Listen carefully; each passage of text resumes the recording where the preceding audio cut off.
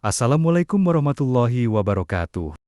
Sahabat semuanya, semoga selalu dalam keadaan sehat. Amin. Banyak warga Amerika yang sebenarnya belum benar-benar mengenal Islam secara utuh. Mereka hanya tahu Islam dari apa yang sering diberitakan di media dan sayangnya, sebagian besar media di Amerika lebih banyak menampilkan sisi buruk atau berita negatif tentang umat Islam. In San Antonio, Texas, I feel that Islam has the image of wanting to conquer the world. They want to establish not only their religion, but the Sharia law and all that goes along with Islam. And I don't think it's good for America. I don't think it's good for the world. I do know that their ultimate goal, according to the Quran, is world domination of their religion. The difference between Christianity and Islam is that in Christianity, Christ died for us. In Islam, you die for Allah. Akibatnya, muncul pandangan yang salah. Islam dipahami identik dengan kekerasan. Brian De Villa dulu juga berpikir begitu. Sampai suatu hari, ia memutuskan untuk datang langsung ke sebuah masjid. So what are your first thoughts? My first thoughts is I've never been to a mosque before. It looks very modern. It's Friday, and I guess they're about to do service. So obviously Christians do church on Sunday. So I'm excited to see what the heck's about to happen. Dan kuakui, aku masih gugup berjalan masuk. Kekhawatiran terbesarku hanyalah menyinggung umat Islam. Namun, begitu ia melangkah masuk, semuanya berubah. Ia disambut dengan senyum, kedamaian, dan kehangatan yang tak pernah ia bayangkan. Saat itulah Brian menyadari bahwa apa yang selama ini ia dengar tentang Islam tidak seperti kenyataannya. Islam bukan ancaman, Islam adalah kedamaian. So we're about to experience, I believe, you leading a mosque, and I've never been into a mosque or into a Muslim service. So what's about to happen? Well, it's pretty simple. What's going to happen is a sermon and congregational prayer. Okay. Okay. So our service is roughly half hour. Okay, that's good. Yeah. One for the Muslims. Yes. So our service, there's no choir, there's no images either. Our service takes place in a prayer hall. Of course, there's a pulpit, and there are parts of the sermon that will have quotations that take place in Arabic. Oh, okay. And we reference Quranic verses in particular. And then when the sermon is over, we do the congregational prayer together. So what happened is that, in this case, me will stand in front of the congregation at a certain spot, and we'll do certain actions, standing and bowing, prostrating, and the congregation follows along.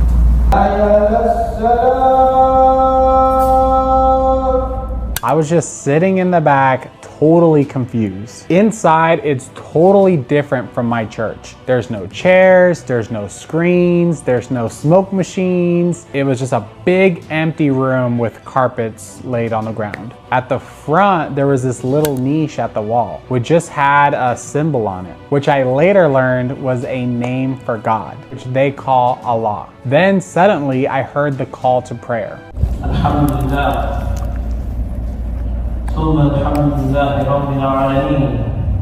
My church has countdown timers before the church starts. This one was calling us straight into prayer, which reminded me that there's something bigger than my regular schedule happening. Then their imam got up to speak. You know how people, when they come into religion, they're very enthusiastic.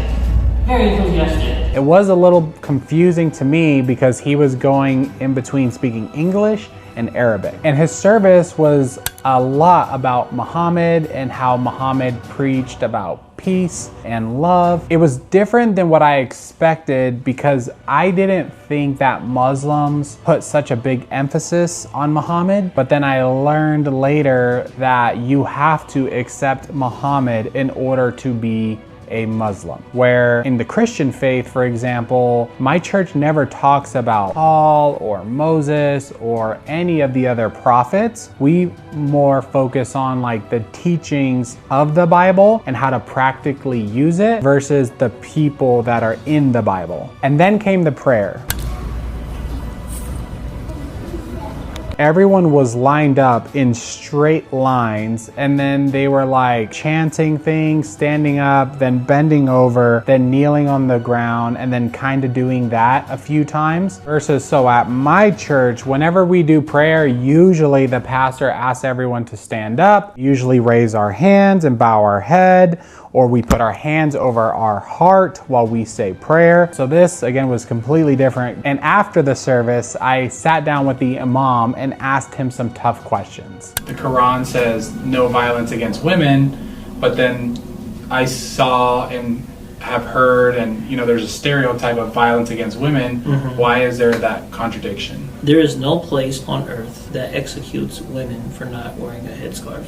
I don't know where you came across that. Well, there was a famous young woman that took off her headscarf, went missing, and then there was a bunch of women who were taking off the headscarf. This is like on the news, and it was. You're very talking violent. about? Are you talking about recently? The Yeah. last 10 years? You're Yes. talking about. First of all, they did not execute her. So we're delving into politics, which fortunately I have a little bit of information about. You're talking about. I think her name is Mahsa Amini, if I'm not mistaken. I think that's what you're talking about. Yeah, she was a young girl. You're talking about in Iran. Yeah. No one executed her. That's not. No one even claims that. You saw a video that claimed that. She's still alive? She died in the police station, and so the argument was whether it was police brutality or she had a heart attack. There was never an execution for that. That is one of those examples of broad misrepresentations, deliberate misrepresentations. Jesus appeared to him and said, I am the way, the truth, and the life. There is no other way to the Father except through me. So I already believe in Jesus. So Jesus doesn't need to come to me like that because I already believe in Jesus. I already believe that he was somebody whom God sent. Do you believe Jesus was Muslim? Of course, but you have to understand what a Muslim means. Muslim doesn't see. This is an issue that keeps getting asked, and I don't understand why people don't get what we're saying. Because I don't understand why people don't get it. Muslim is just an Arabic word which means submission to God. In fact, let me invert the question: was Jesus a Christian? Yeah. Do you agree with him? He wouldn't use that exact word. He would, and not only would not use that exact Yeah. word, according to the Bible, the followers of Jesus were called Christians by their enemies. Jesus never used the term Christian, according to the Bible. We're about to be married. Okay. Oh, you get married in this? I'm saying because you look good in it. That's Oh, no, I'm taking it. Make sure I put that on camera. There was nothing to be really fearful about. It was very short. It was very quick. I did notice some differences between how Christians worship and how Muslims worship. What was the biggest difference? Honestly, the biggest difference between like the church that I go to and this mosque was like here there's like no chairs. It's just you sit on the ground. There's no music. There's no lights. There's no screens. There's no pamphlets. It's just the pastor goes up, says what they, his sermon. They do their ritual, and then that's it. Would I actually be Muslim if I was born in a Muslim country? I don't know, but I do know that most of the people that I've ever met that are Muslim are extremely peaceful. They're very nice. They're normal people. Obviously, the media tries to portray, the extreme side of the faith, but that's definitely not what I've experienced in real life.